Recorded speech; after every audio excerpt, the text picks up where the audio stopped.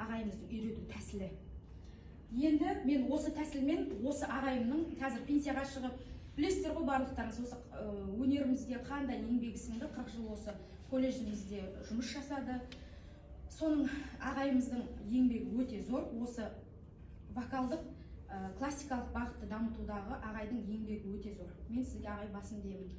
Осы ағайымнан алған менің білімім, осы үлкен сахнада жүруіме де барлығы байланысты осы опораның жақсы қойылуынан.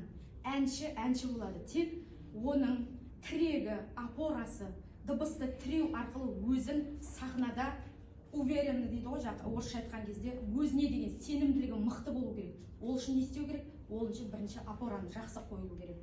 Енді опораны біз үйретеміз.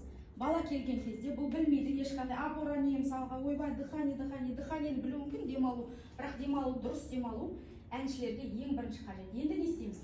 Қазір мен мысалға балаға айтуым керек. Терең демал мұрынмен, терең гүлді иіскейміз ғой мысалға. Бір әдемі роза, мысалы роза гүл иіскеген. Ох, қандай тамаша иісі дейміз. Сол сияқты терең мұрынмен ішке, мынау кіндіктің тұсы бар ғой, дәл осы кіндіктің тұсына қарай терең алуымыз қажет. Терең. Енді осыны ұстап деп үрлеп шығарамыз. Енді балаларға бір қызықты болсын. Бұл енді